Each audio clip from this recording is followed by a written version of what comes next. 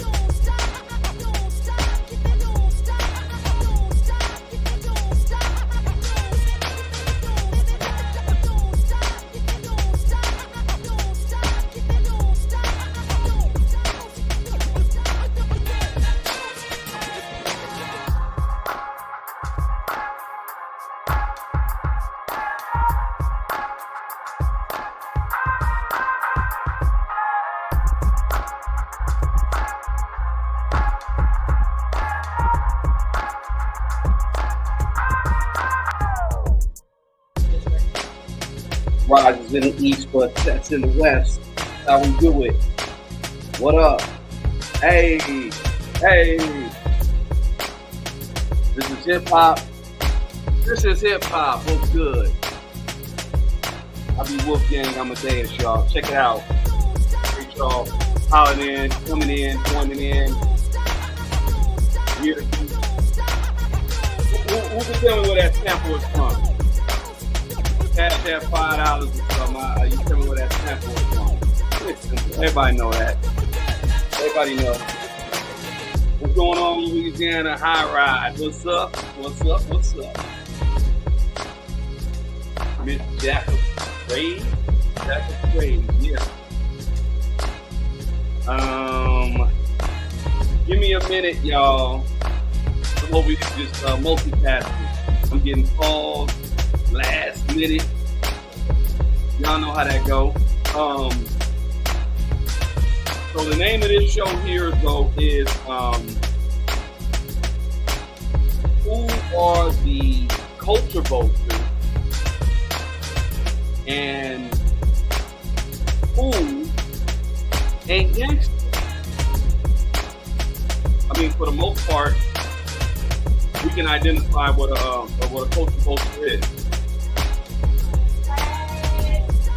We can identify what a culture vulture is, you know what I'm saying? But just because you are, let's say, what's the word, of the Caucasian persuasion doesn't necessarily mean that translates. You know what I'm saying? So yeah, give me a second. This is my shit right here. Yeah. All right, I just had to level it out real quick though. Check this out. Look, y'all. Now, just because you are of another race, just because you know white and you love hip hop and you really understand and respect hip hop, doesn't necessarily mean culture vulture. Jag is in here. I don't know if she over here showing us love, and I appreciate everybody coming in. And we just wanted to get a few things straight when it comes to, you know, what a vulture is, what a culture vulture is. So the way it works is like this, man. If you're not contributing to the culture, you don't respect the culture, then in all due respect and all reality of things, you're more than likely a vulture. Because the thing is you got some cats who come in. I'll say it like this. People came in and they contributed. Okay, let's just say it like this: racist. If we're gonna talk racist, Asians. They came in, especially Filipinos. You know, dominated with the element of dance for the most part, because you see the Asians are really taking hip hop, breaking, b-boying. They take that to another level. I mean, I'm just being honest. They've taken it to another level. Look at the Jaguar, you know what I'm saying?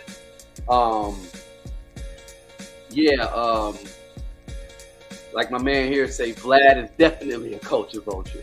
What has he contributed to the culture? That's the question.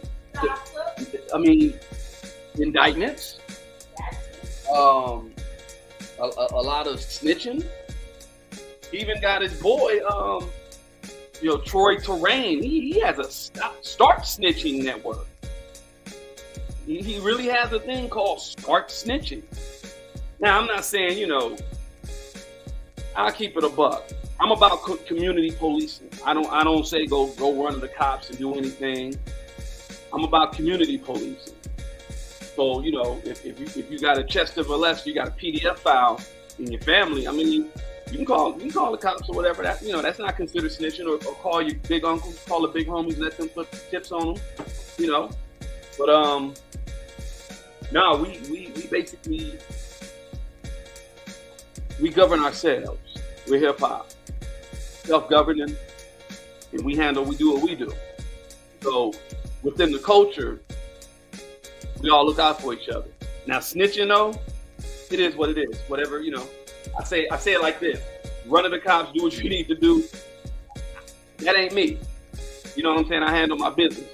But your boy Vlad, that's the I'm saying that's the police. I'm gonna just say it like that, because it's just too many coincidences. Like, people run to his channel, and when they do end up with like indictments or something like that, it's kind of like, oh, it came out of nowhere. Nah, you ran the flag.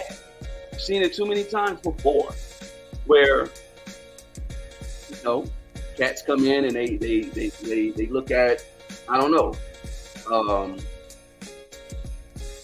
Basically, if they look at the situation like, oh yeah, you know, I'm gonna tell my story. Everybody remember that Soulja Boy story. Soulja Boy was capping though. I'm about, who came in and like, if that really happened, them folks would have been on your head. You'd have a case, especially you sitting down with Vlad talking like that. You sound, I mean, Soulja Boy, that's a whole other conversation. I'm gonna do that's what this whole "you ain't gangsta" shit is too, because I think Soulja Boy bought himself into the game. He's supposed to be from Compton. He's supposed to be a blood, hit real blood. He bought street cred, straight up. That's what it is. I'll go on record and say that's part of being a culture vulture too. Like, if you got a front, like you from this gang, that gang, and then, you know, come on, get out of here with that. I just wanted to present something though. I kind of wanted to say something like, what is it? It'll be called New Rules, because the reality of things is this. What my thing at? It's like, look, new rules. If it's 2025, let's just pray if it's 2025 and you still alive and we still alive, because we don't know what's going on with this planet. God may come and just, hey, every day, that's why you're supposed to pray. God may come in and just kind of just lay it all out. The way it's looking right now, I mean, it's looking like things are being revealed, revelations. You understand what I'm saying? So look, we got new rules though. If in 2025, if you're sitting with Vlad, you're doing bad, for real. So it's like, We got alternatives. There's so many black creatives. There's so many black, and I'm not going to say black. I'll just say all hip hop, real hip hop creatives out here who are really, hold on. Yeah, they're really contributing.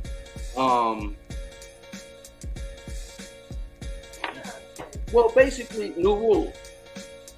Wait a minute. If you're gonna come up with new rules, you gotta hit them with rule 1, rule 2, rule 3, rule 4. Like, how many rules?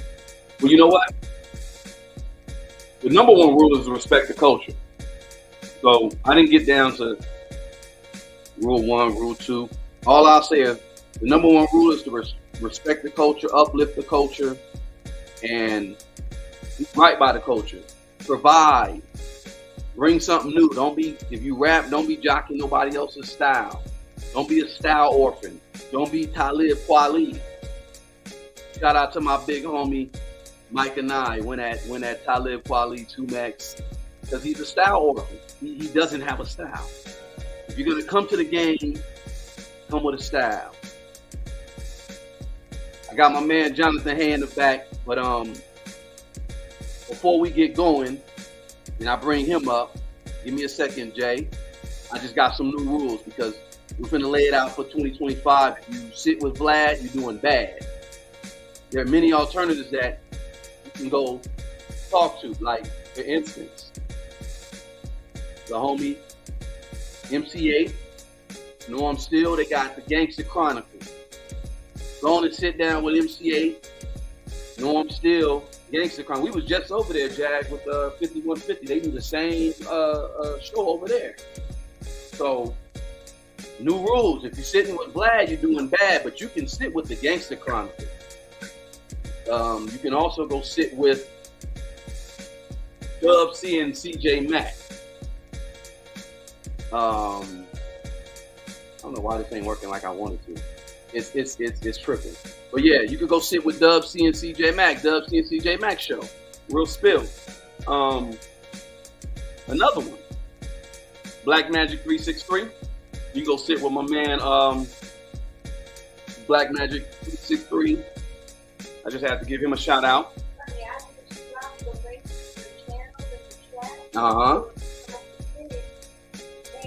Will do. So this way, everyone knows when they come through, make sure you subscribe. The channel will be monetized right through the bonus content. Indeed. I'm gonna just shout them out because what it is right now is I was trying to do something different, but it ain't working the way I want it. But nonetheless, anybody that I mentioned, if you're sitting with Vlad, you're doing bad. But if you with any of the folks that I just mentioned, I got others. Hold on, I got others. If you're sitting with Vlad and you ain't been on over to real life, you're sitting with Star in the Star Report, the Rat Report. Come on, you can go sit with Fig Munity. Shout out to AD. Shout out to the homie Westside Traffic. You can go sit with Back on Fig. You can sit with the Art of Dialogue. You can go sit with Urban X TV with the homie Black Dot and his son Malcolm. You can sit with the homie Lonzo. NWA, not without Lonzo. Go check him out, Lonzo. And of course, you can sit with the homie Spider Loc, the big bro, and of course the real life brothers. You know what I'm saying? So yeah, man. I mean, there's many alternatives out here right now when it comes to this hip hop pod game, man. You ain't got to stick with Torre. Start paying attention to the narratives and the other stuff that people are pushing out. Yeah, you're better off sitting up with Jason Lee. Real spill. Somebody said, do you think, here's the question. Who do you think ended Big L's life? I still think it's Jay-Z since they still haven't found the shooter. I'm saying, I believe it is. It's Jay-Z. And I do mine. Frank Bank too. I mean, there's a lot of fingers being pointed at Hov. That's what I'll say. Pimp C. A lot of fingers is being pointed at Hov. So Big L, Pimp C, Frank Bank, rest in peace. Speaking of Hov, let's bring up my man here, man. Jonathan. Yes, sir. Guest here. Jonathan Hay. Got him in the building. What's good, man? What's up? How are you doing, bro? Man, I'm good, man. Hey, I just, again, wanted to shout you out. Been seeing you doing your rounds with the interviews, man. And yeah, you're bringing it, bro. I'm just like, man, you're brave for doing what you're doing. I appreciate you. Indeed, man, because if people don't know who you are, man, let's just go ahead and give a little backstory, or just give the people a little bit of a background of who you are, man, because I don't think a lot of people know. Right. Well, I've been a publicist for 25 years now, doing mostly hip hop and R&B artists. I actually started in the game with a rock group, and after that, you know, we kind of basically fell off. You know, we didn't know what we were doing. We were kids. Had a major record deal with Interscope. Then I started working with John Huston Entertainment, Whitney Houston's father, and that put me in the game real hard to be able to do like Rihanna's project and stuff like that. Okay. So that's what, you know, and then I got to work with like Suge Knight, Death Row Records, pretty much every rap artist, you know, that you can name. And all the way up till this year, you know, doing something with Drake as well early this year. Okay. So your background is essentially PR, and you made it from just, I guess, I mean, you've always been a fan of hip hop? Correct. Since when, man? What's your first song that you said, okay? What's the first song that you just fell in love with when it comes to hip hop, bro? I would say Welcome to the Terrordome, Public Enemy. Oh. And then I would say the Eazy-E's debut album. I used to listen to that on repeat. Gangsta. Yeah, that's what's up, man. Hey, Jonathan. Hello, girl. How are you? Look, I still got the PE medallion. I saw that in the interview. Yeah. Yeah, man. Shout out to the big homie Siddiqui Bakari in here. And shout out to Professor Griff. I was just about to say that. Shout out to Griff. Yeah, Professor Griff's my man for sure. Yeah, man. Much love to Griff, man. He graced me with an interview. Thanks to my big homie Siddiqui Bakari for setting the West. And he brought the contrast to what was going on with NWA and what was going on with Public Enemy when they got into the music industry side. You know, they was all, you know, hip hop is hip hop, music industry is music industry. You know what I'm saying? Right. So so did you participate in any of the elements? Like, did you rap? Did you b-boy? Did you graph? I mean, before you started doing the publicist stuff. It's fun. It's funny that you asked that. Yeah, it started out like 15, 16. You know, we would get the Tascam 4-track recorder and the drum machines, and you know, you can only sample 7 seconds on a guitar sampler, and we would make beats, and we had a little rap group, me and my friend growing up. And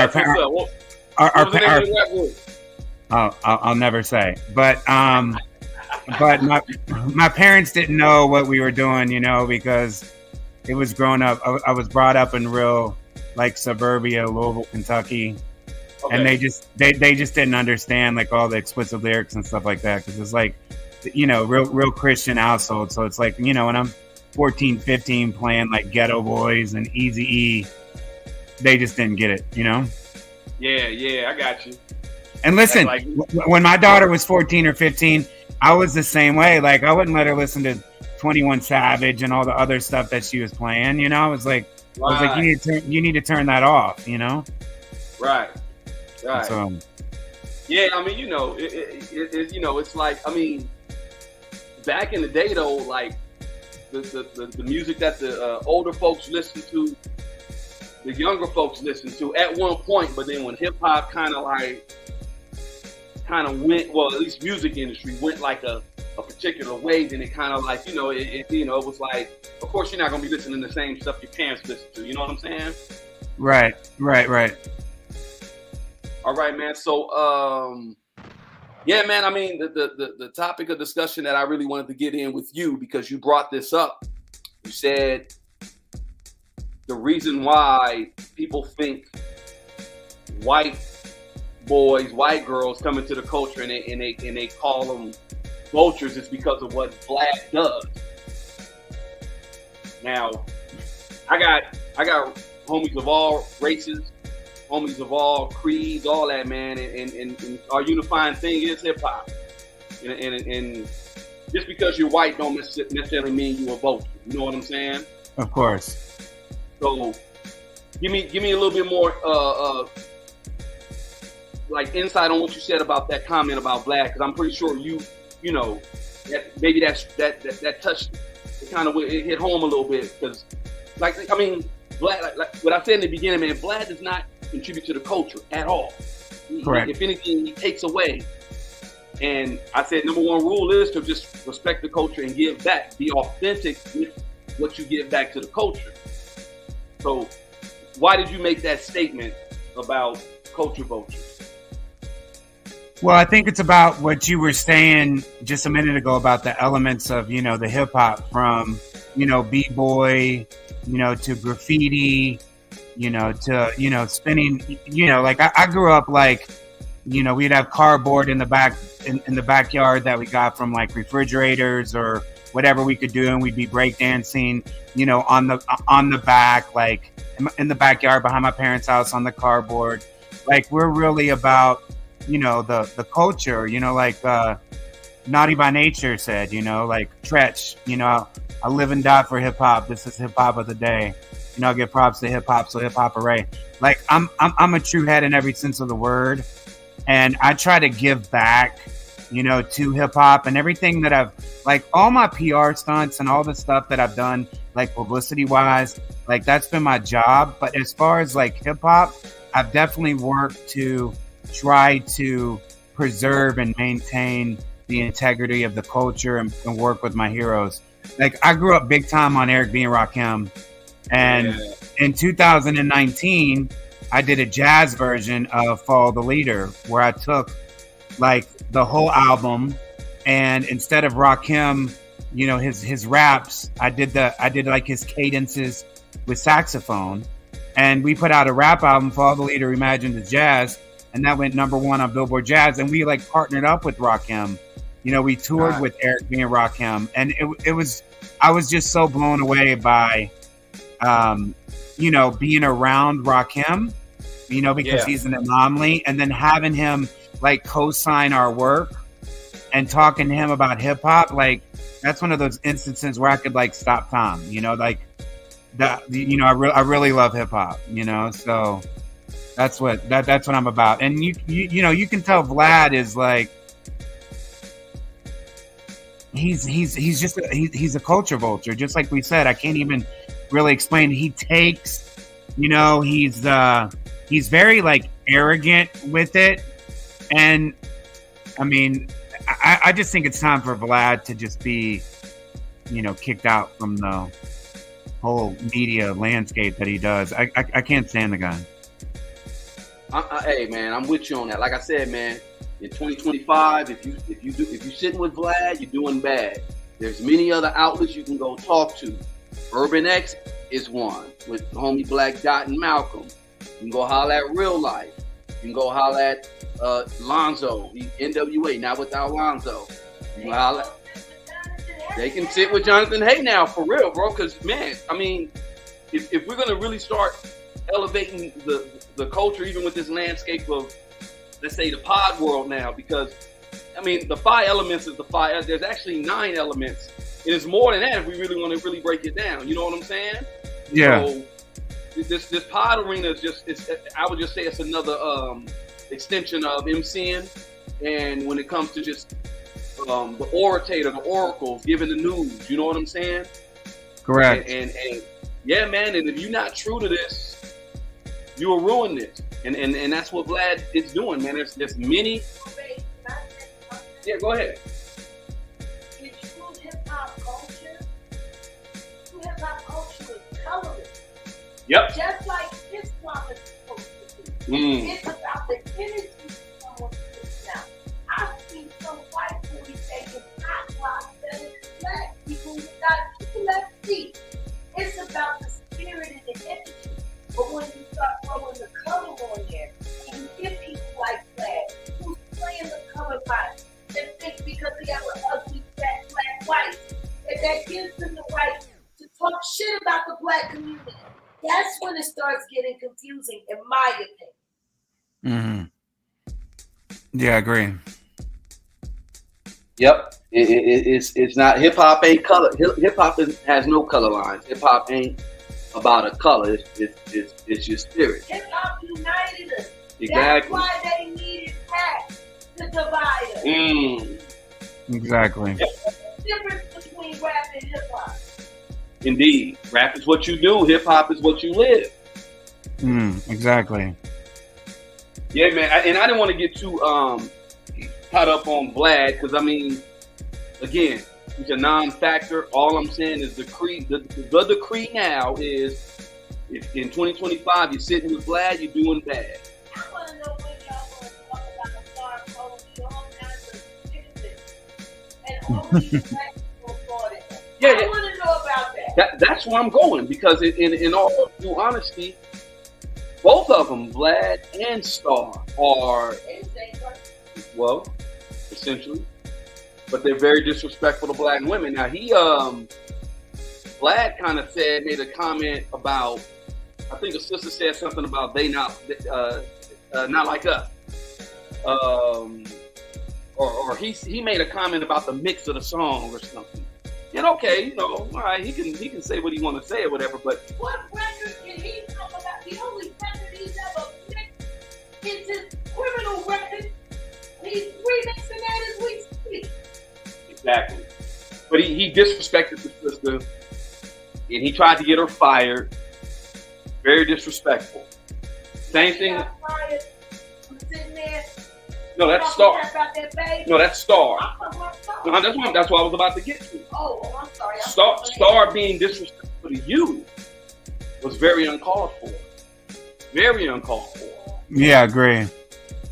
And I mean, and listen, like, I haven't heard Star and Buck Wild. I haven't heard those names in like 20 years. I was even. Me too. So I was surprised when I was like, what? Yeah, Star basically was looking for his moment, but listen, he was dead, but Jaguar brought him back to life. That Jaguar, he was Lazarus, and Jaguar, Jesus Jaguar brought some life to him. I gotta stop touching the wrong people, Jonathan. Nobody's talked about Star since Jaguar. Ain't that crazy? Guess what? Yeah. Guess what? You remember the little boy that got killed at the end of Menace to Society? Yeah. He talking shit too. I don't even know this nigga. Tyron Turner. I just saw something with him. It's crazy. He starts stuttering. Like, they asked him a question about Jaguar Wright and Jamie Foxx and the gay allegations, and he just. Well, everybody know Jamie Foxx is gayer than the $2 billies from Terrell, Texas. That's East Texas, where steers and queers come together.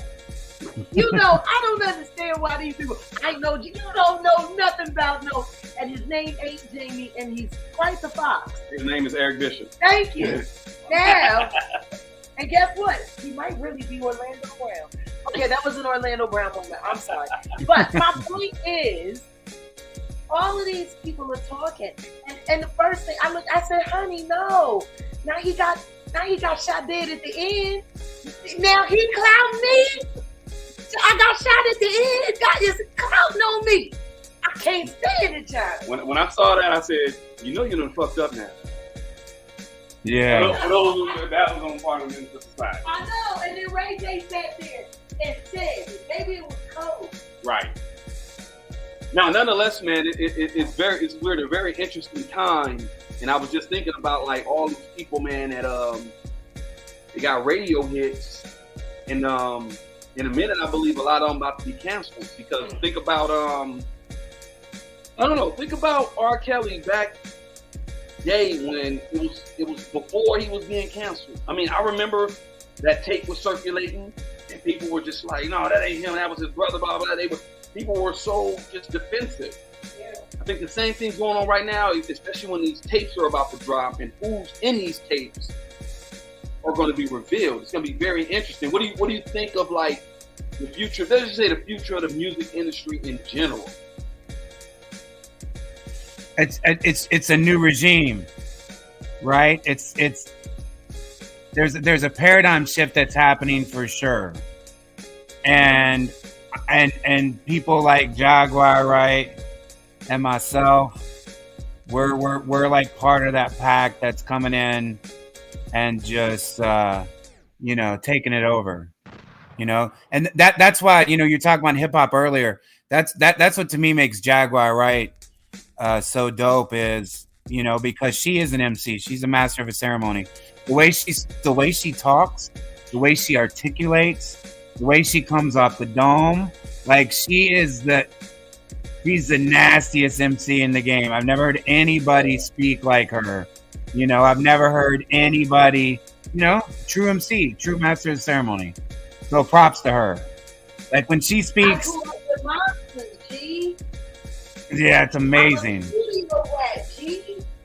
I was a little girl from Philly that would take the Greyhound or the Chinatown bus from there by 8th and Market all the way up to Manhattan so that I could go and walk to B&B Studios, which is better known as Mecca, the true hip hop is, just so I could sit in the hallway and listen to Pete and Ghostwrite. Like, I had my backpack, I had my thesaurus, I had my dictionary.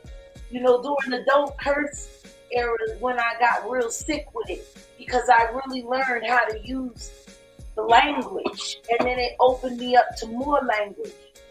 And that's the part of hip hop that I'm really hoping that as we come together for this cruelty-free agenda, and we can give them back the joy of creation, man. Hip hop was the dopest clubhouse in the world.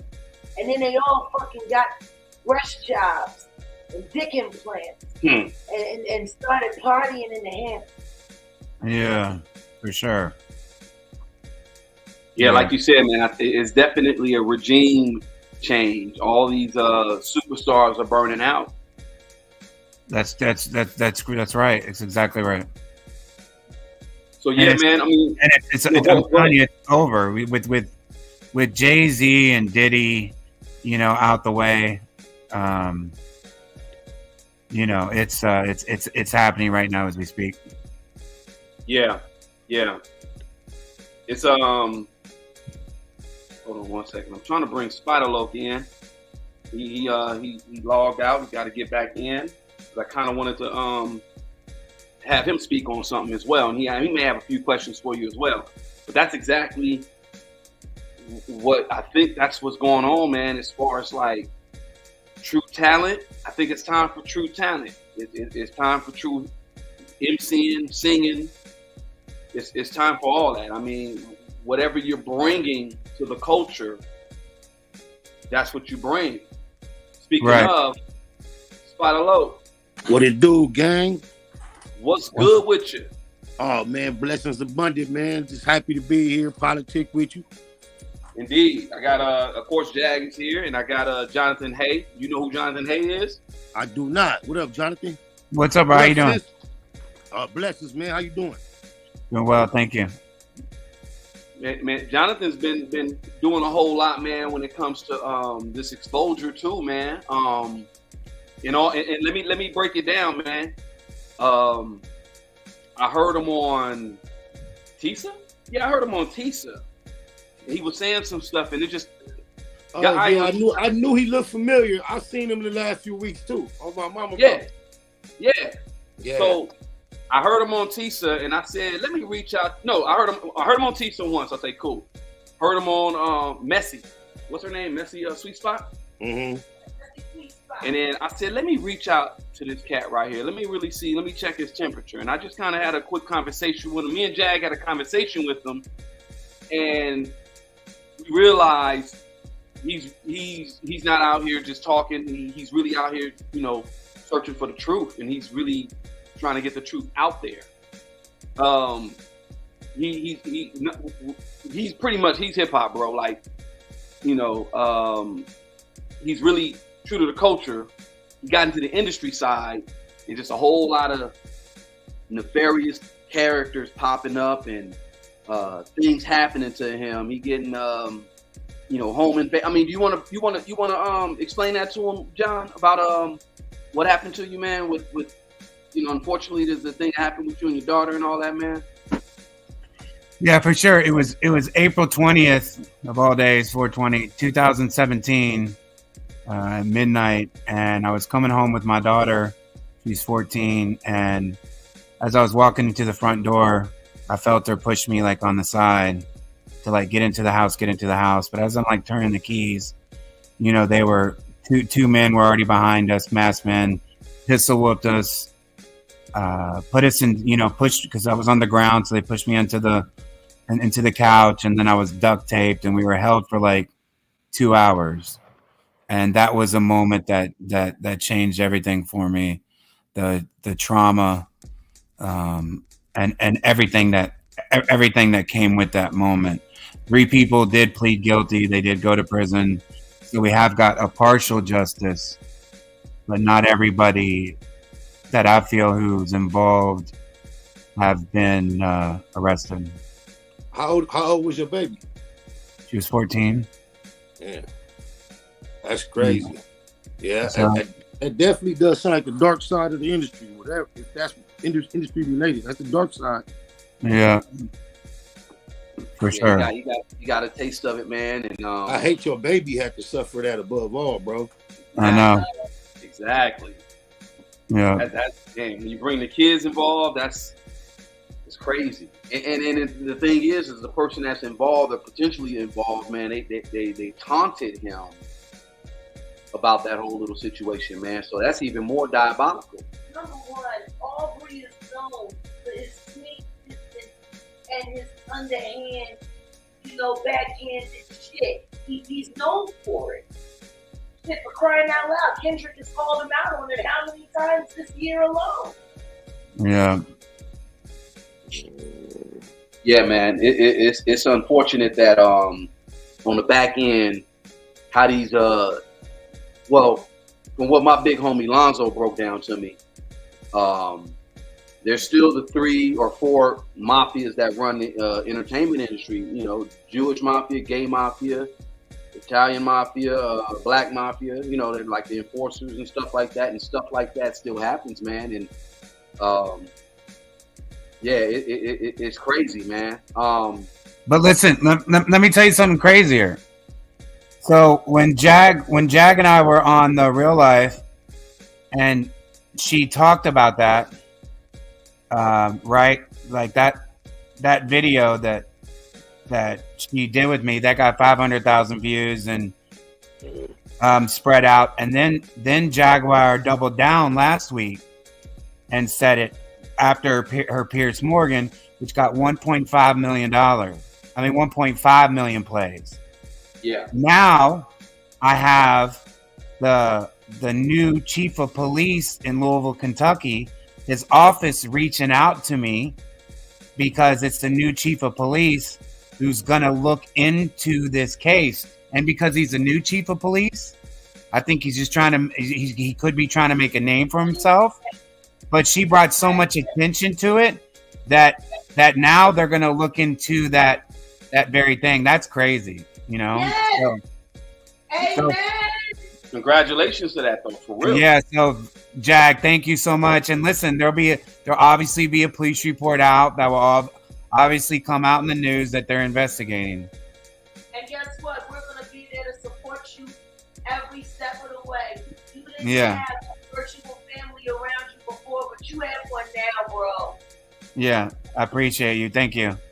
And vice versa. Yeah, man.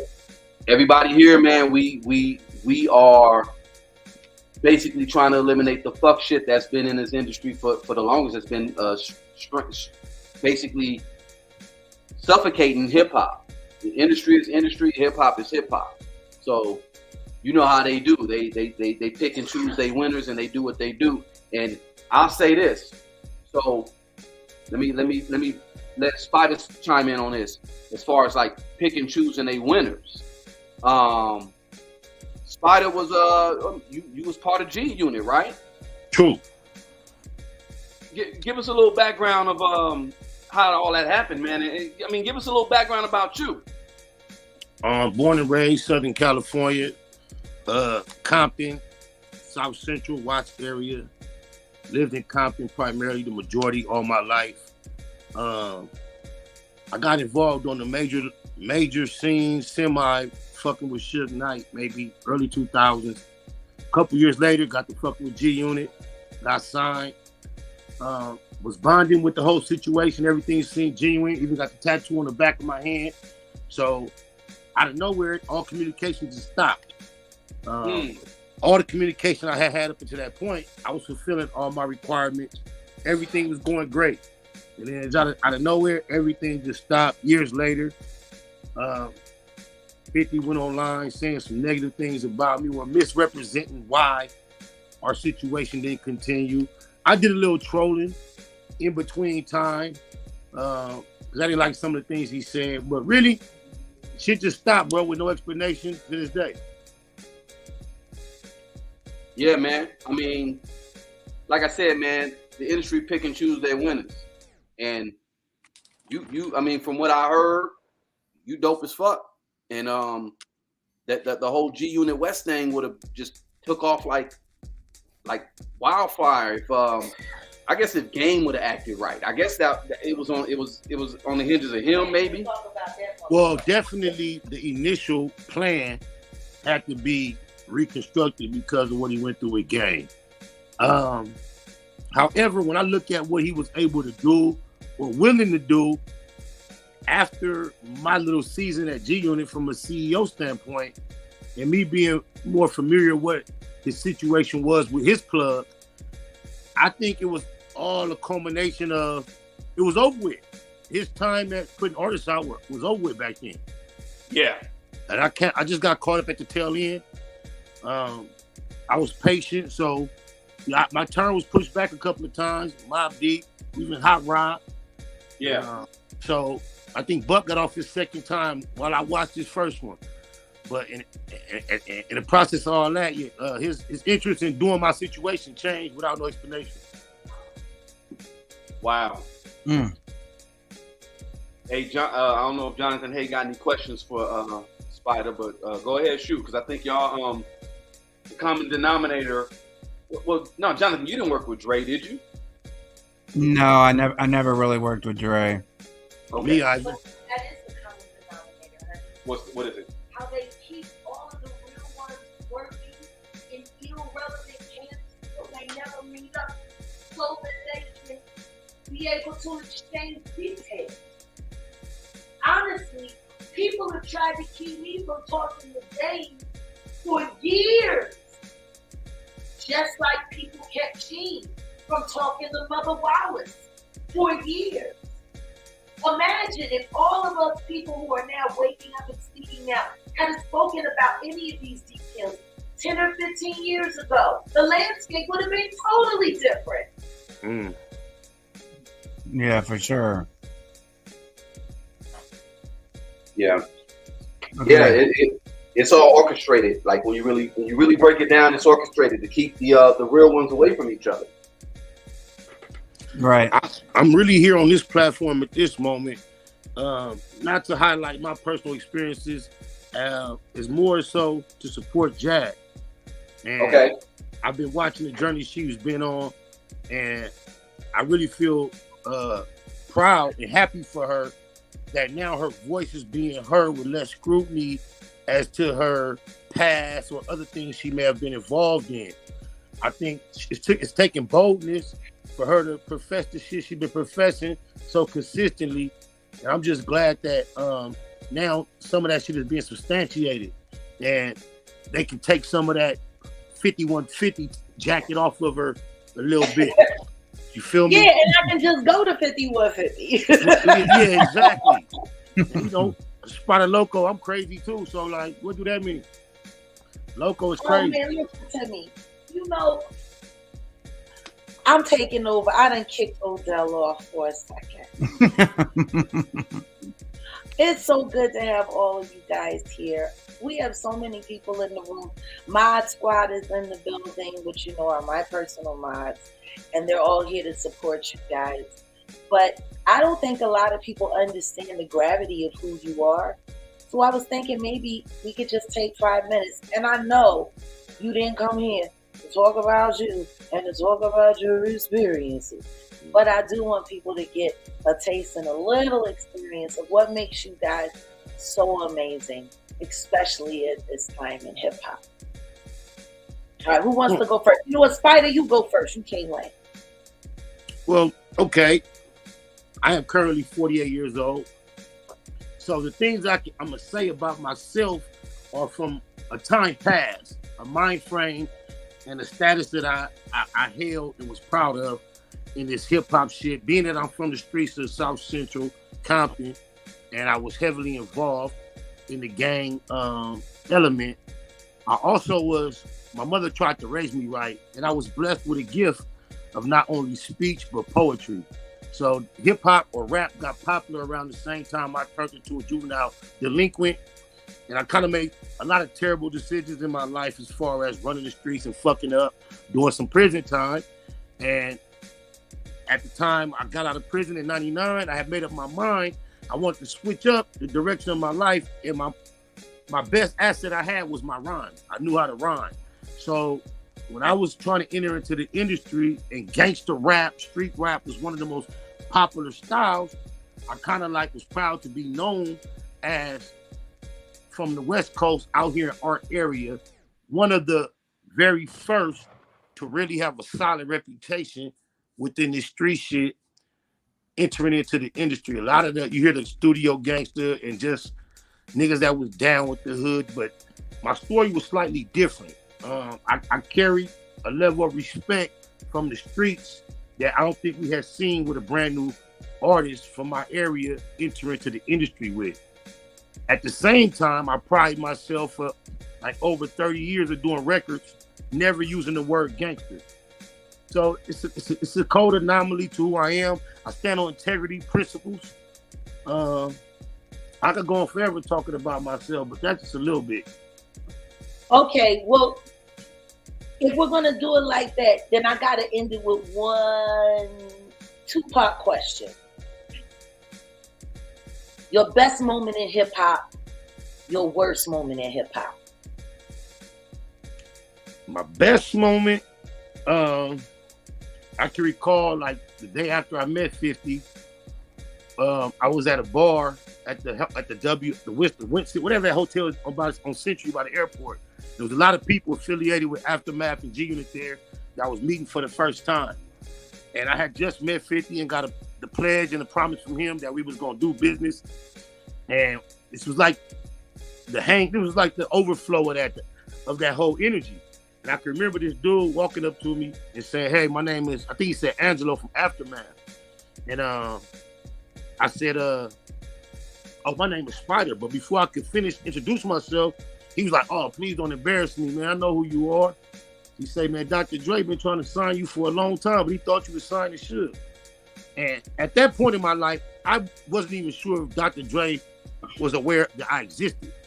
And I can remember the whole room, which was a loud, active, crowded room, went silent to me.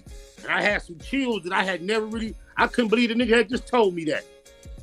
And my worst moment would have to be, at this point, reuniting with Neighborhood Nip and Crip. I had one on hiatus for about 7 years while he climbed to the pinnacle that he was at when he lost his life. And I had just jumped back in the game shortly before he passed.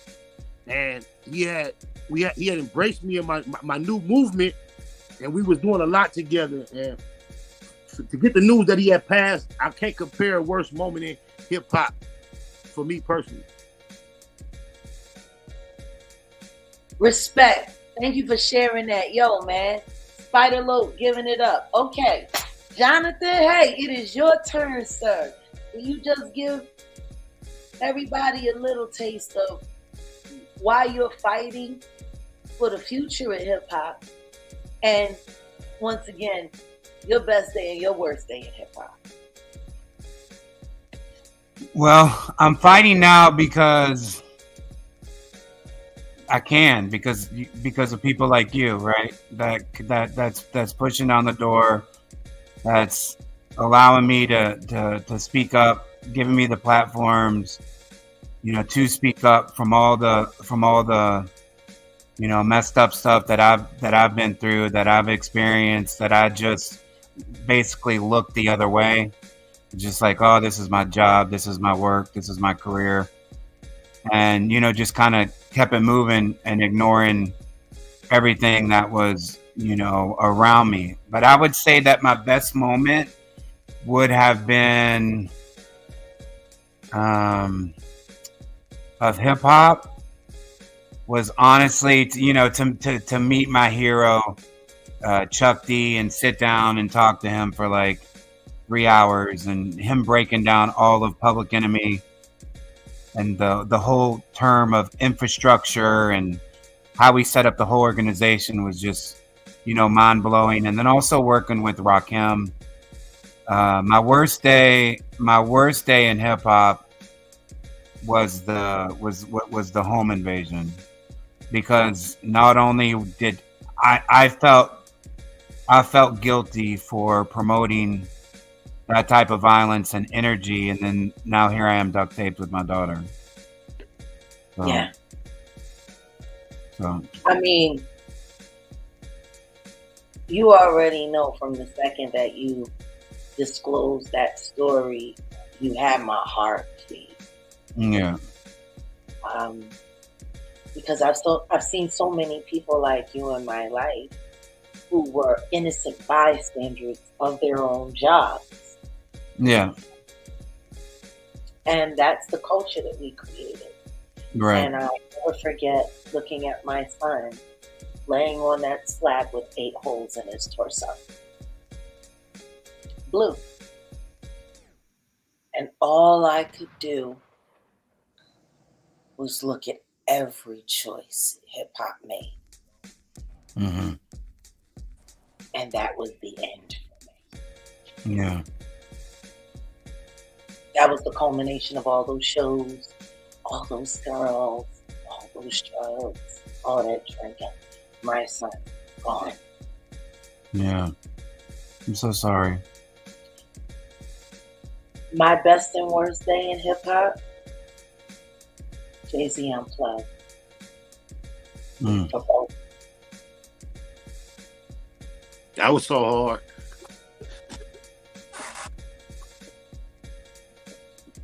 When did it become your worst during that experience of Unplugged? When did you know something was weird? The second the cameras went off and I saw the fear in everyone that I was supposed to be afraid of's eyes. Mm.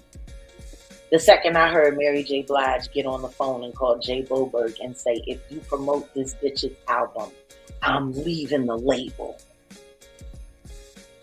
Mm. And back then, NCA was relying on Mary albums and Mary album sales and cover up all of the mistakes that Jay Boberg made with budgets. Mm. And then we folded. That's crazy. Yeah, I knew I became a legend in that moment in time. And I knew I was marked. Mm-hmm. It wasn't long after that I realized that was the concert. That was the sacrifice concert for Aaliyah. Mm. And I sang over that godless memorial. Mm.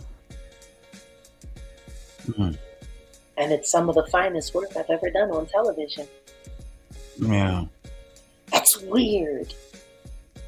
I was the most revered and the most feared and the most gunned for.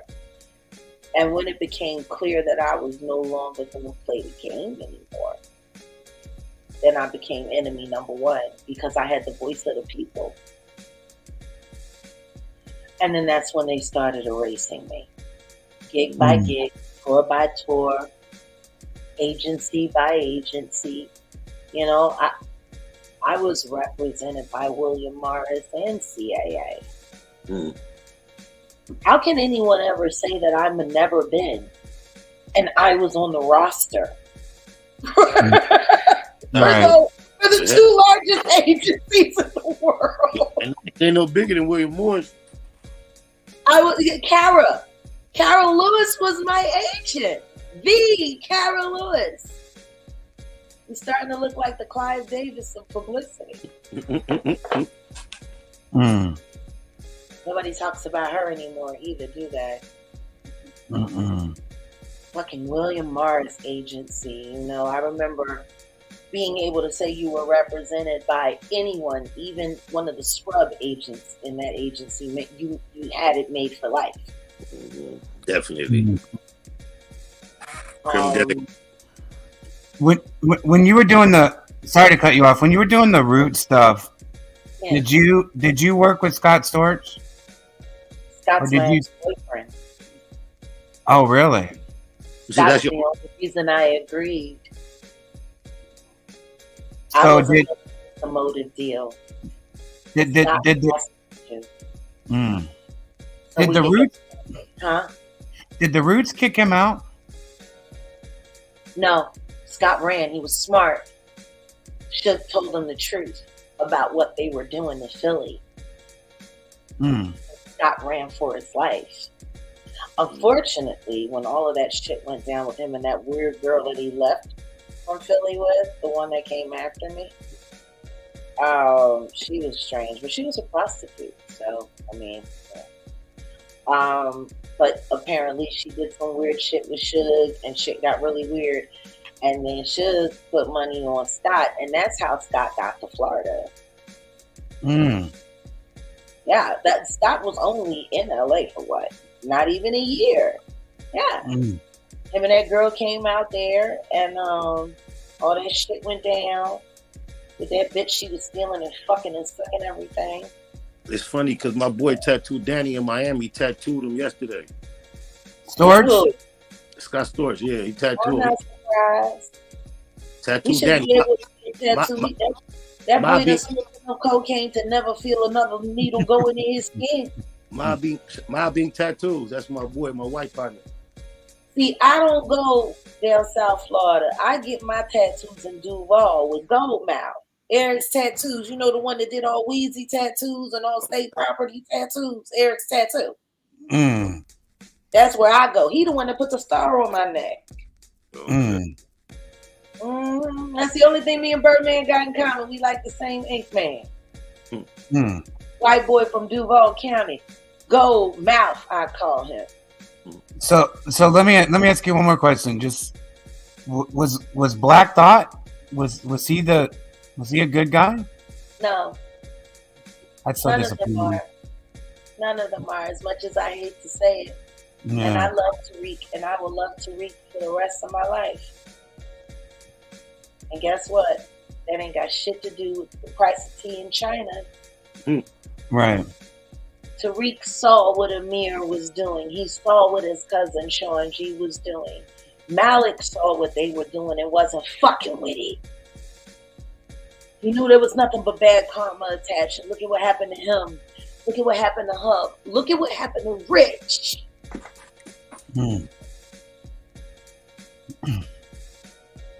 And they did it all for free passage, for their rite of passage. They turned over hip hop. Is Larry Gold still alive? I don't know, but I know Larry will never talk to me again. And I know, and it's okay. I love him.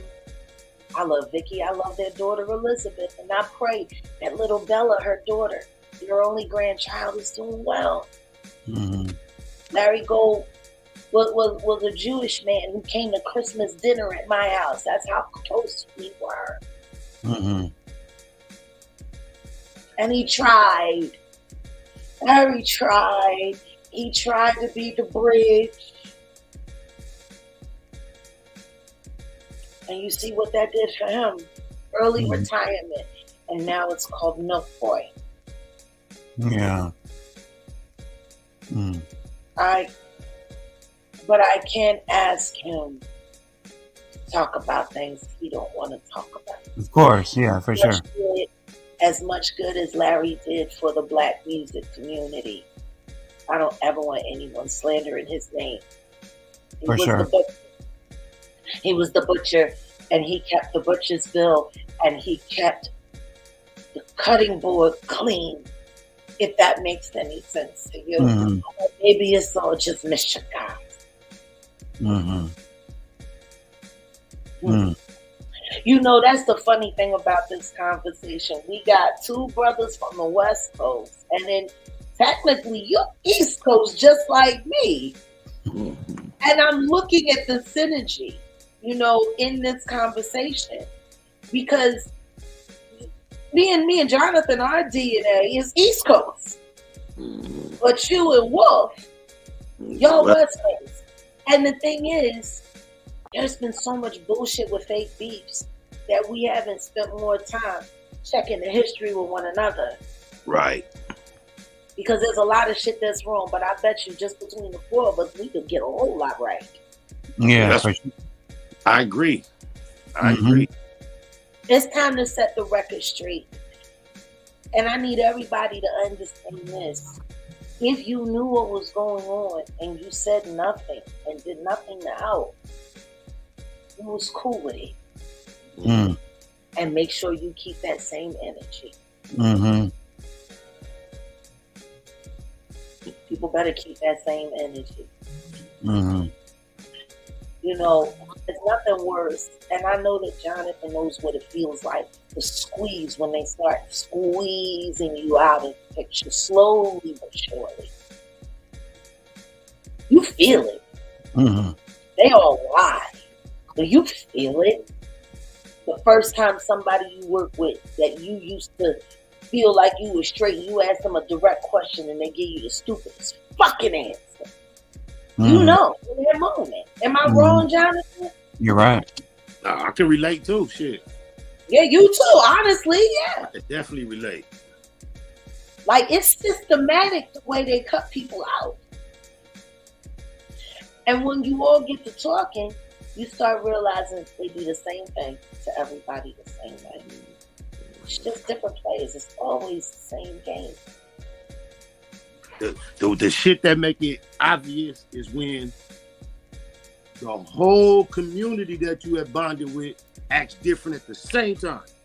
Say exact, like it's like yeah. Somebody got the limit. Yeah, a room that you walked in last week. Now all of a sudden, don't nobody sit next to you no more. Right. You go up and say, "Hey, man, how you doing?" Yeah, I'll be right back. And they never come back. Right. People that called you in the last 6 months with their new number 3 times, all of a sudden they number changed and they ain't hit you. Yeah, right. I lost my phone. And then they unfollow you on social media. Yeah. Oh yeah. Well, my publicist said. Ain't that funny? Exactly. My manager said, well, you know, the single's getting ready to come out. Yeah, I know, motherfucker. I helped write that shit. Exactly. Fuck you mean? I wrote the marketing plan for that shit. I know it's coming out. What do you mean? Hold up. Hold up. The album release party tonight? Nobody told me. For sure. Right.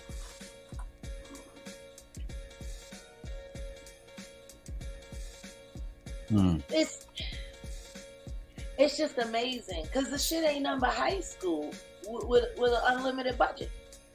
Yeah, for sure. Right. For sure. So let me ask you a question, Spider. 50 Cent, when's the last time you spoke with him?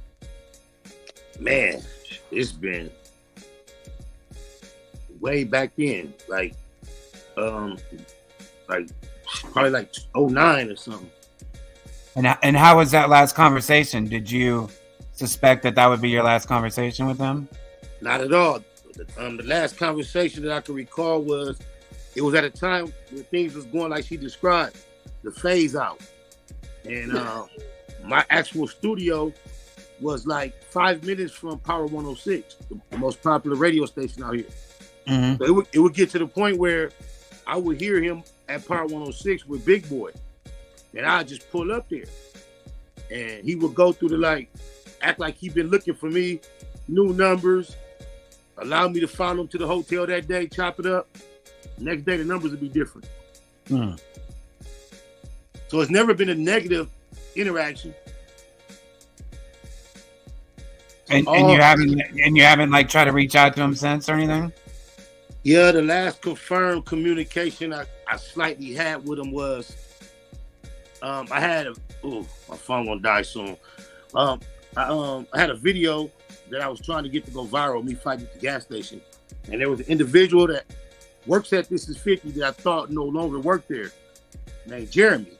So I sent it to him because I knew he was real savvy with the internet. Right. And I sent it to him and told him what I was trying to do, thinking he was going to do something independent of 50. And the next time I heard about the video, it was like a 2-minute video. 50 had chopped it up to like 15 seconds and posted on Instagram. So I thought that was an indication that I would be able to strike up conversation, but I got in this DM and shit, that shit didn't work. And then in 2017, me posting a video of him saying some not so great things about me, and I posted on a Throwback Thursday, flashback to when I realized 50 was hating on me. The last communication, he came on my page and denied that he was hating, explained he was disappointed, and gave a reason why. But that's about it. Mm. Yeah, man. And like Lloyd Banks, Young Buck, Tony Yayo, you haven't spoke with any of them? I was speaking to Yayo. He was the last one to keep some communication going. He was the type of person like, man, I'm gonna holler at son and woo woo woo, but never could come back with no kind of feedback. And he finally gave up too. Yeah, I remember that in New York, Lloyd Banks used to have so much crazy buzz. Like people love Banks in New York, and see, just like from like MCing, like I was never really like a fan. It just wasn't my style or anything. And I was like surprised, like how many fans that he had, and people were saying that that he'd be next, and he really didn't do anything.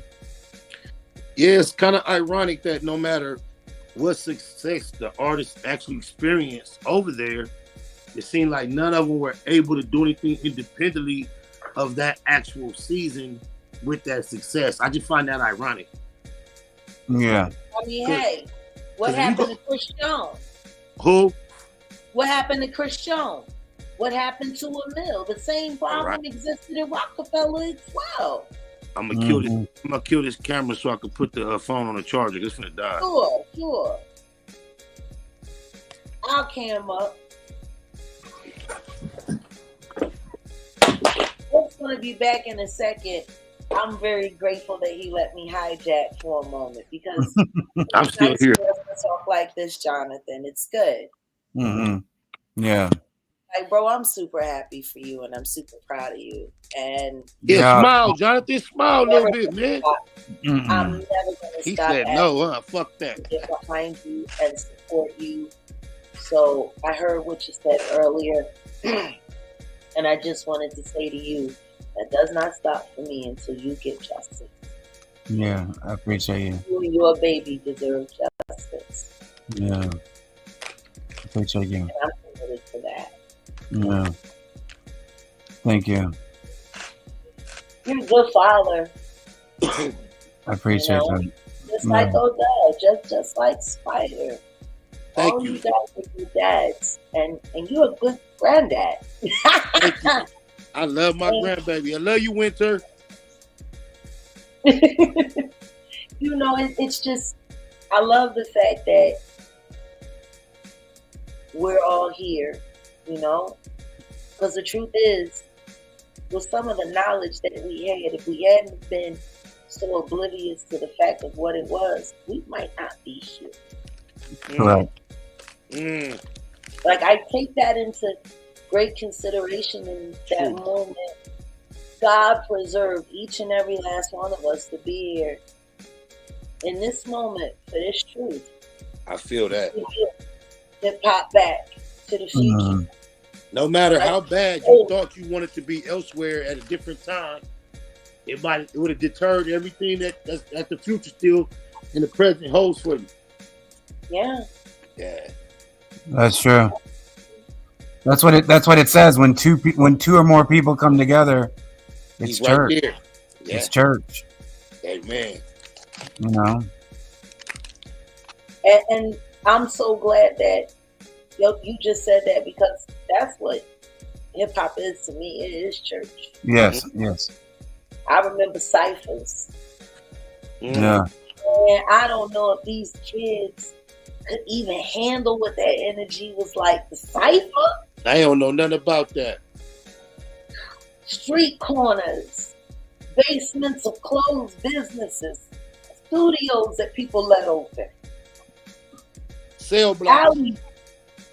Cell blocks in jail. You know, I'll never forget the first time I seen two niggas come home from Greatest and they was battling in jail, and they both ended up booking out around the same time, so they came and finished it off in the Gallery Mall in the food court. And everybody was like, yo, they home, oh my God. You know, they used to roll with like Cool C and Steady B. They was hilltop hustlers. Yeah. Shout out to hilltop hustlers. You know, I grew up with them, they my friends. And that was like such a great hip hop travesty. You know, people keep forgetting they were on death row. Not the label. Right. Not the label. The injection. That's fucked up. They was set up. They set them up for the needle. And I'm proud to say that they've all been taken off that row. That's hard. But now it's starting to look like they weren't guilty. They were guilty of something, but they were not guilty of what they were arrested. And the state Let my people go. Still won't let them go yet. Did you ever battle when you were coming up? Hell yeah! Yeah, I bet. mean, listen to me. I sang to make money. I was an MC, you know, but I chose singing because I knew I had a voice. And I knew I was meant to do something with it. And I chose a lane. I didn't want it to be a gimmick. You had Lauren out there. You had Missy out there. Everybody wanted to sing and rap. And I'm like, no, I'm just going to sing. But I never stopped MCing. Yeah. Who's on your Mount Rushmore of hip hop? For me? Yeah. KRS-One. Nice. Bahamadia.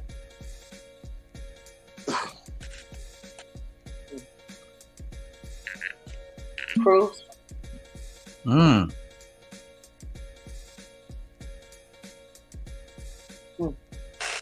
Wow. And Lamont Coleman, also known as Big Al. Wow. That's my hip hop love story. That's crazy. That's so crazy. Who's yours, Jonathan? Wow.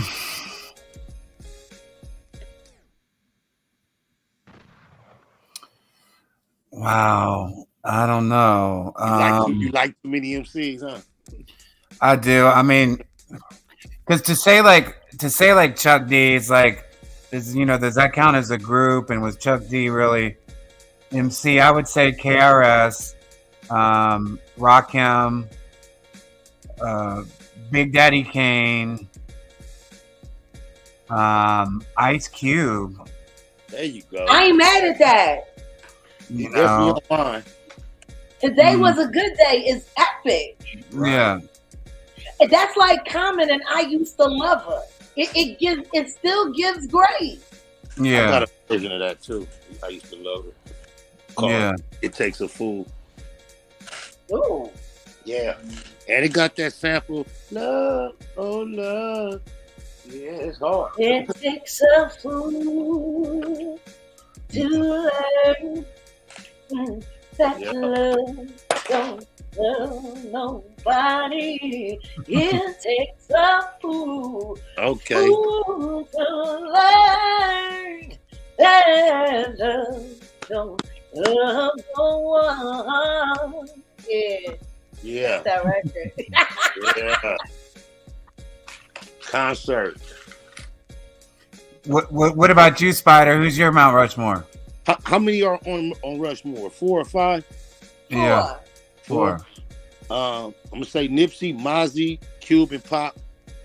Oh, nice. That was quick. Yeah. That was quick. I know y'all probably ain't got familiar with Mozzie yet, but he the one for the new generation when you consider lyrics, style, and could talk that gangster shit without sounding too repetitive. I nigga Mozzie got too much potent music that's no skippers. Like he got too much. He do it too. That nigga hard. Yeah. I hear you, but I'm fucking with Ab Soul right now. Like I'm mad that I'm so far back on the beast that is Ab Soul. That's the little homie. Ab Soul been stupid. He been stupid. He kind of got the rap. He got the that's hard. He got like the Lloyd Banks. I think that he was a little too abstract for the circle at the time. Just think, Kendrick took the abstract lane. It kind of put. Kendrick, and let's talk about Kendrick. Yeah. I think people keep not understanding the construct that is Kendrick Lamar, that is K-Dot. Everyone sees him as an MC, everyone sees him as a rapper, everyone sees him as a producer, but no one sees him as an artist first. His albums aren't just albums, they're collages. Like if Picasso was a rapper, he'd be Kendrick Lamar. Yeah, Kendrick is the definition of mastered rap. You know what I mean? There's a difference. Am I wrong? You're right. No, you're so right. It's taken me an extended amount of time to even appreciate it. Well, I'm just now starting to realize. I've been asking for years. I know what makes him dope, but I didn't understand what made him so great. But now I'm learning. That part, that battle. Go back and listen battle to did it. Simple Butterfly. Like I think it would be so wise to do like maybe a live commentary reaction video about what To Pimp a Butterfly means now. Well, that's a whole project. Like that's a whole documentary.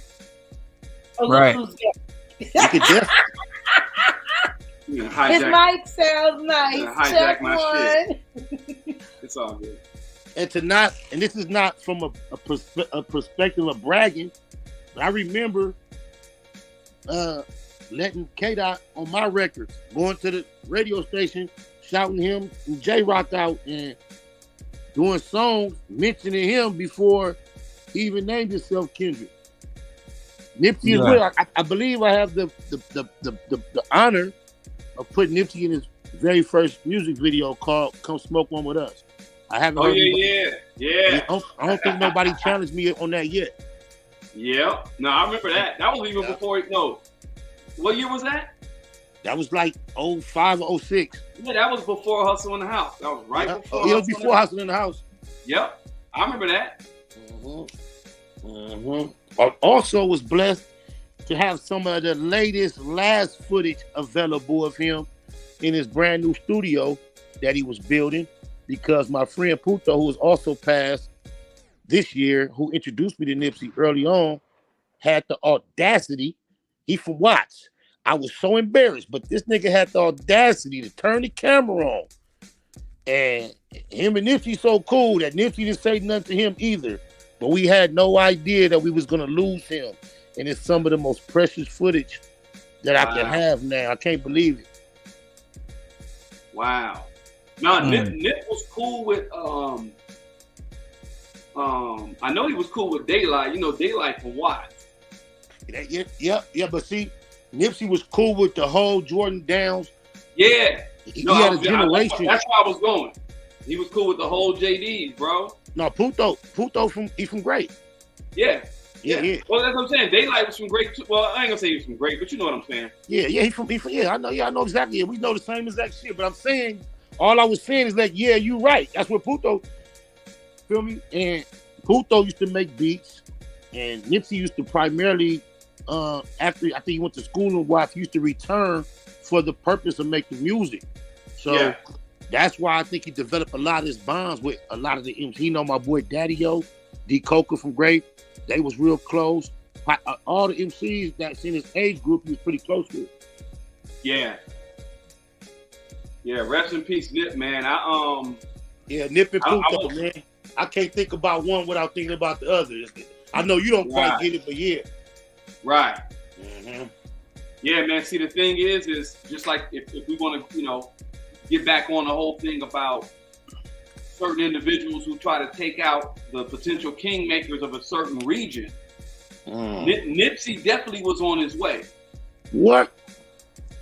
I mean, to be honest, that's who we looked up to. I mean, Jag's son before he passed. I mean, Nipsey Hussle was my son's favorite rapper. He loved it every time Nipsey would come to Dallas.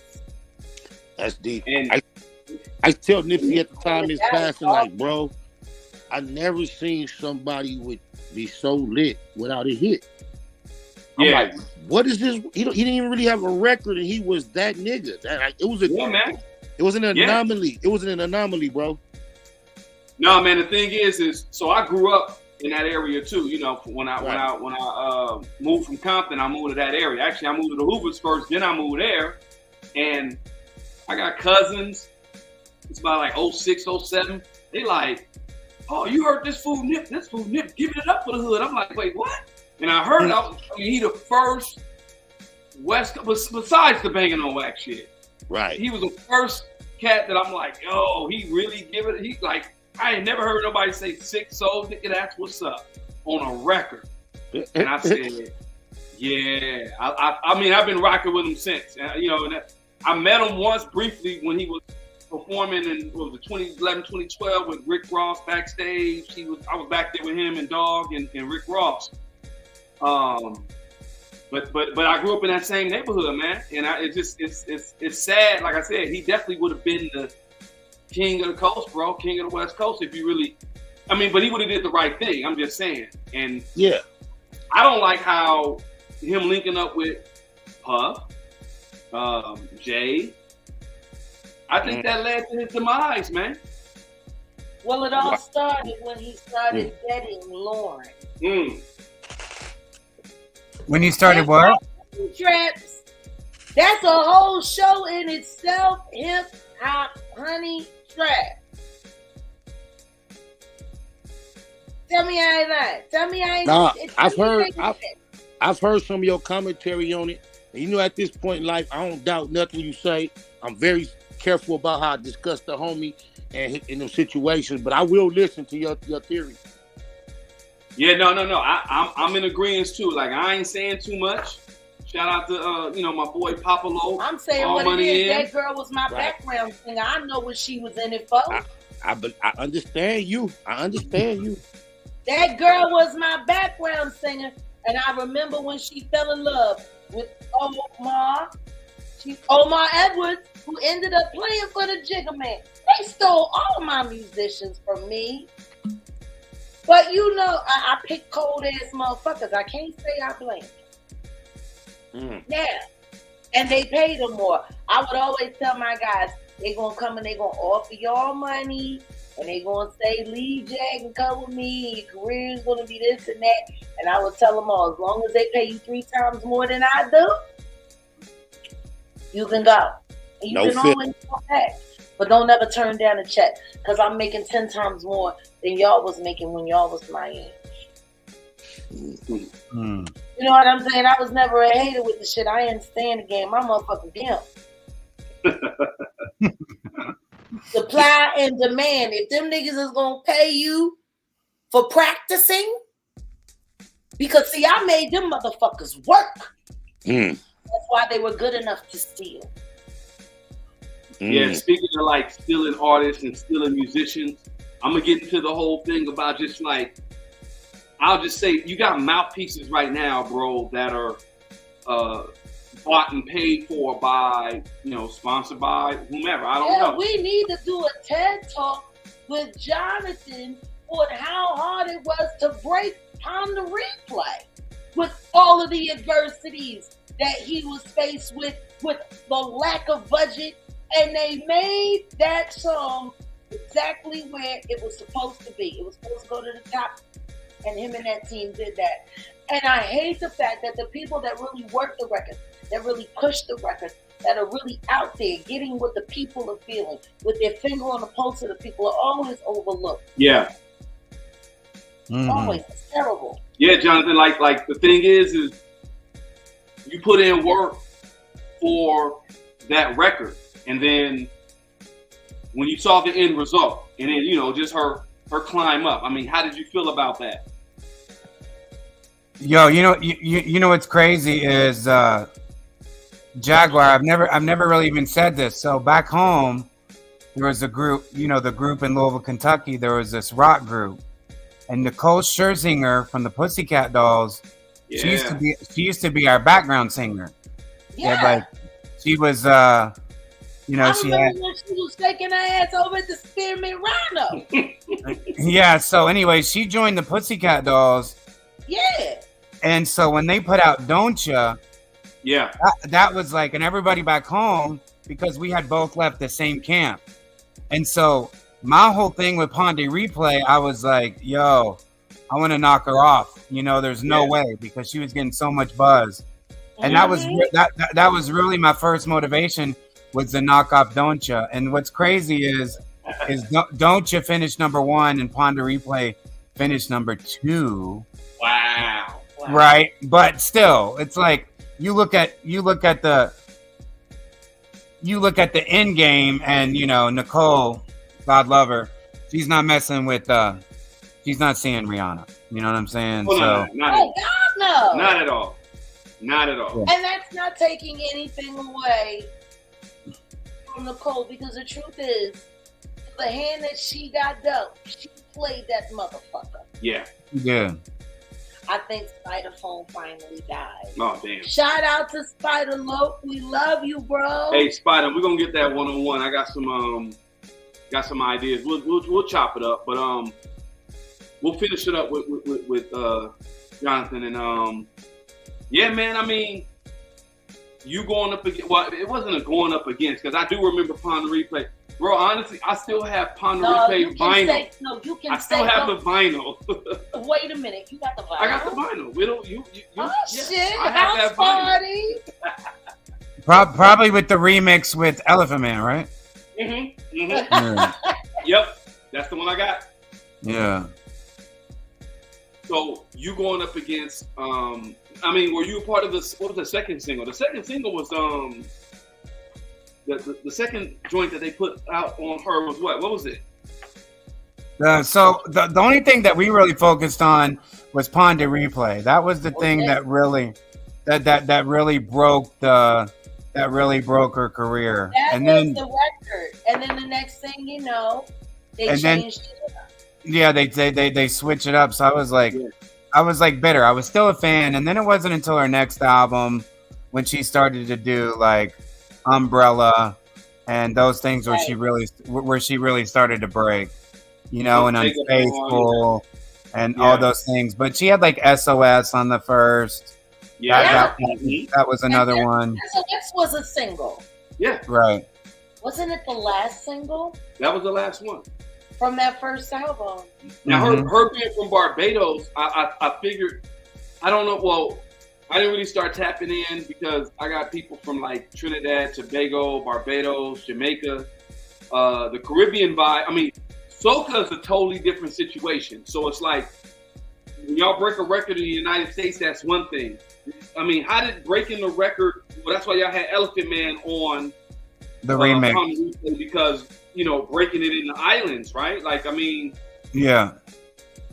And see, back then you used to work a single for at least 6 months to a year. Oh, absolutely. Yeah. It's not like it is now. Hell no, it's all about videos now. It's all about visual content. Right. Hey, so Jonathan, look, moving forward, because we're going to get you a part of this cruelty-free movement that we're doing, bro, because what we want to do is just like really showcase the best of the best when it comes to, I mean, I'd say, F the genres. It's just about music and talent. So it's like the landscape has changed, man. It's like everybody's counting on streams, and you let me ask you this. You got a lot of people, a lot of artists that have sold their catalog to these big corporations. Mainly, what's the name of that one? Damn, I forgot the name of that one. But they sold their catalogs to these big corps, man. What do you think's behind that? Irv Gotti did that and bragged about it. He's bragging about how Lucian Grange was going to give him some big money. That ain't aging so well. Nah. I think a lot of it has to do with AI. Yeah. And what they're looking at as far as like the music has been so devalued, which is sad because of how easy you can do it with AI. Music is a $2 hoe now. I know exactly. That's sad.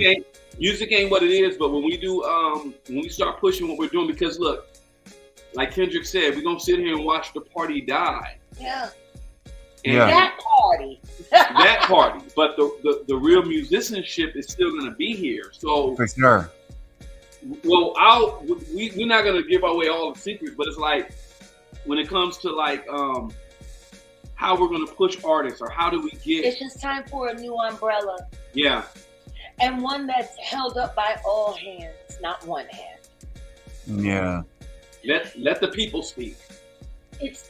I'm really looking forward to creating a space where people can get the kind of support they would get at a major label, but in a non-profit structure. A true music cooperative where everyone is an owner and the stock in the company relies on what all of us put in. If you want to go the NFT route like Tory Lanez did, then you can do that. We're definitely looking at that route. Yeah. We're talking about creating real bank exchange so we don't have to ask anybody to fund our tours. The money is there.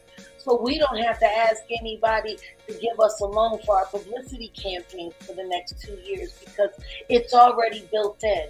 I'm talking about doing what Prince wanted to do, doing what Sam wanted to do, doing it now.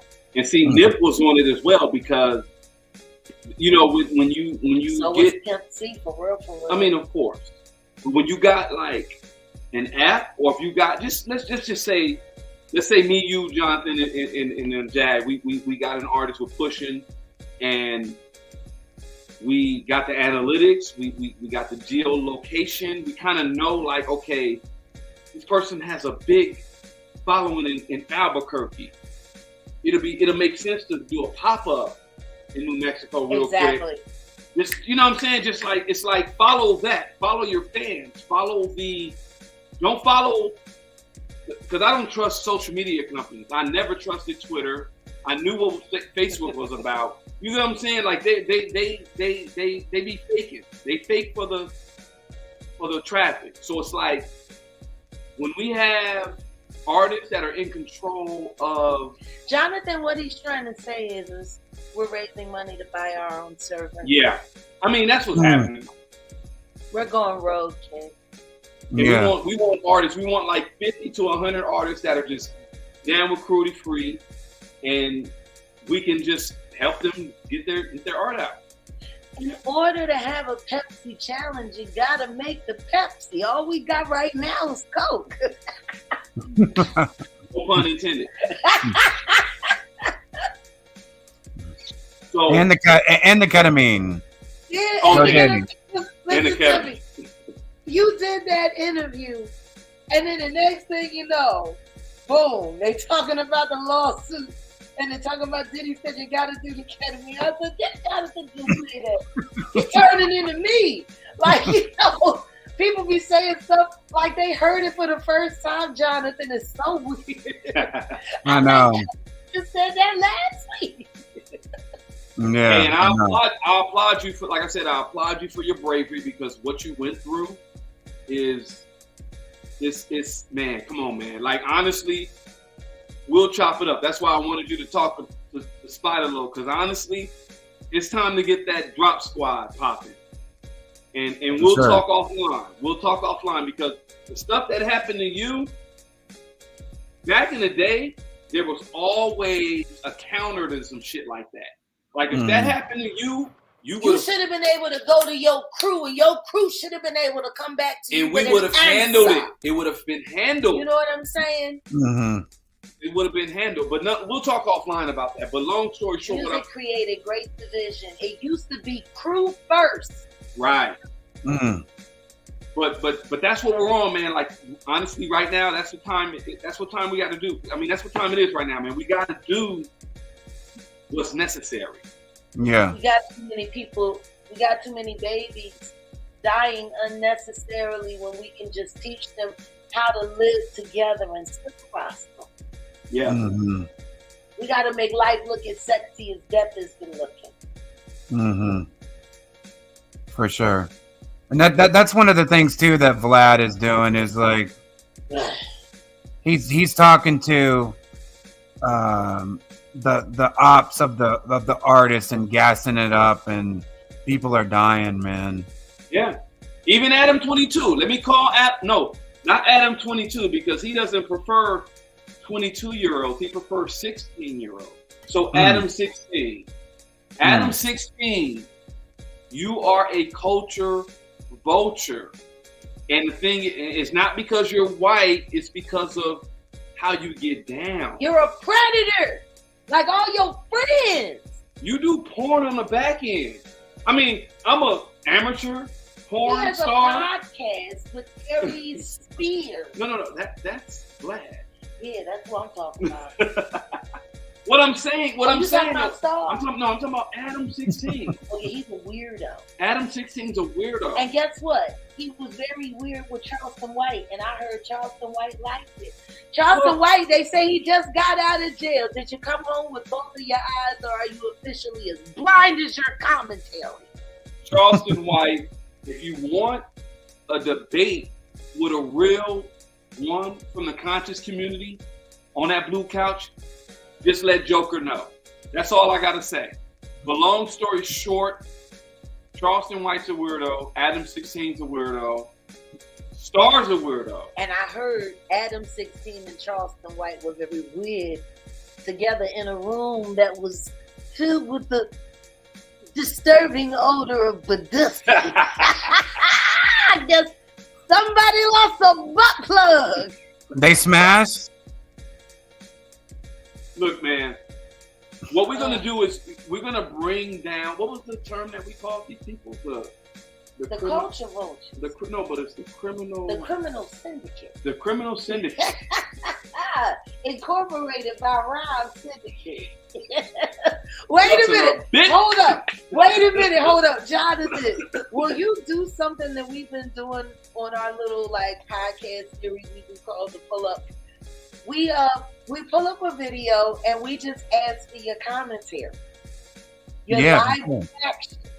Would you be willing to do that with us? Yes, definitely. No question. All right, we're going to do it this weekend. No, we're going to do it right now. No. Pull it up. No, wait, you want to right now? Right now. Pull it up. No. I think this is separate. Okay. This is gold. If John's going to do it, this is gold. All right. We'll get with you this weekend. We'll do it and we'll put it out there. But it's this is crazy. She asked Michael Collier, Uncle Mike, to see this video. This shit was funny. And his reaction was classic. It'll be on their Patreon this weekend. But long story short, though, like honestly, man, it's like the industry is done. Like, that's how I see it. Industry is done.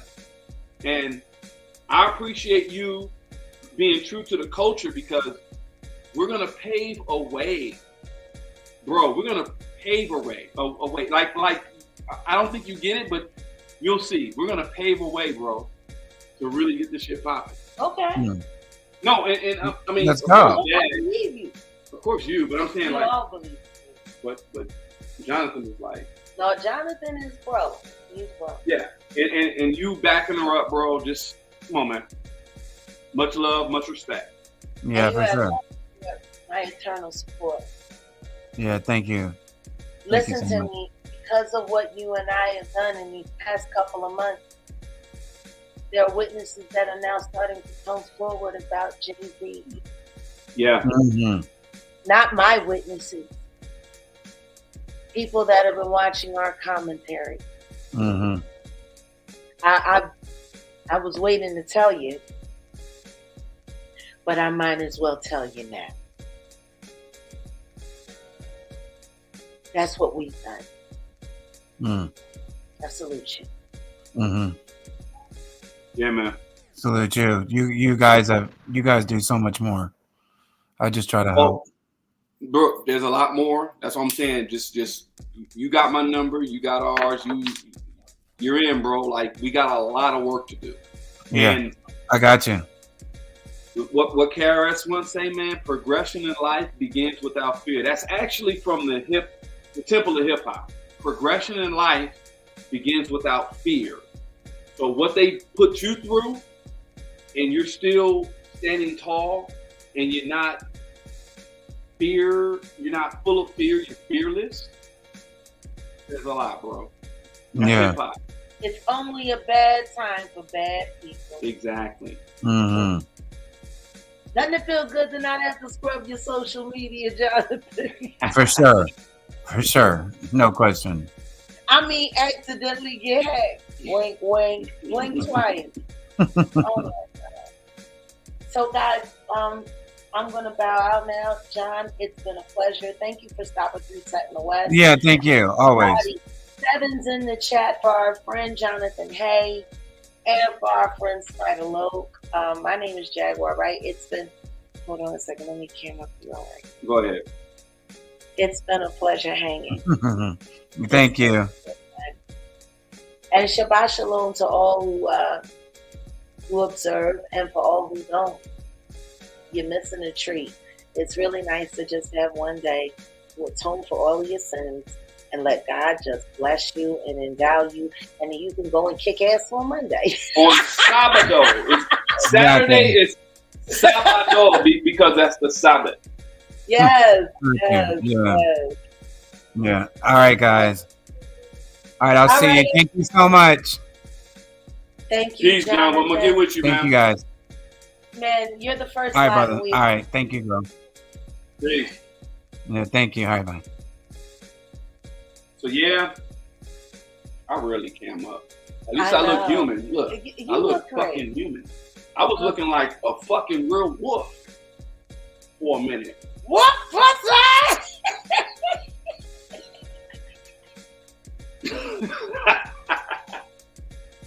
Hey, y'all know I rarely cam up. Fuck y'all. I'm gonna do the iconic. What's the shit? You be like. This is my girl. This is my woman. This is my queen, y'all. And check this out. Y'all don't understand. I mean, the minister said God works in mysterious ways to stay anonymous, but I don't think y'all understand. It's like, this is some divine shit. Me just, like, God told me to reach out to Jonathan Hay and just said, let me chop it up with him. Because, no, I honestly thought seriously. I thought he was a troll. No, listen to me. It was your instincts that started that. And honestly, babe, it's been your instincts that have started a lot. And when we first got together, like I told you, you're going to make it possible for me to be the woman that I need to be for the world. And I was right. I love the fact that we're on this mission together. I love the fact that we're doing this work together. I love the fact that we're both music. But what I love more than anything is the first thing that turned me on about you is when you grabbed my hand and you said, "Great." Of course. And you prayed. And somebody said, I have demons around me. so, I ain't gonna say her. oh wow, You know. that's funny. You've been rocking with a bunch of angels lately, For real. and it shows.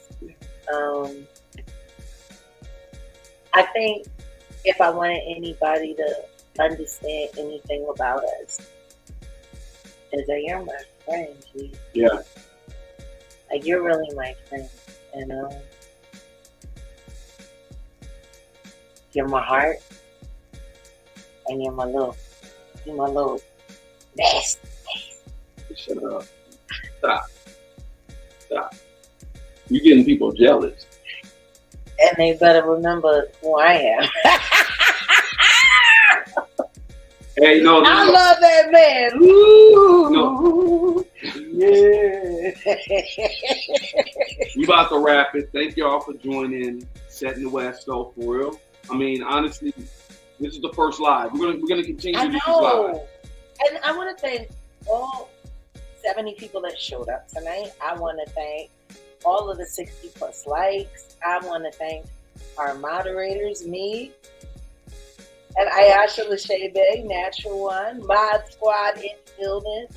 I want to thank everyone who comes through to all affiliated channels, but more importantly, I want to thank everybody who just came to Set in the West for the first time today. Appreciate y'all. This is not going to be the last Nope. live. There will be more.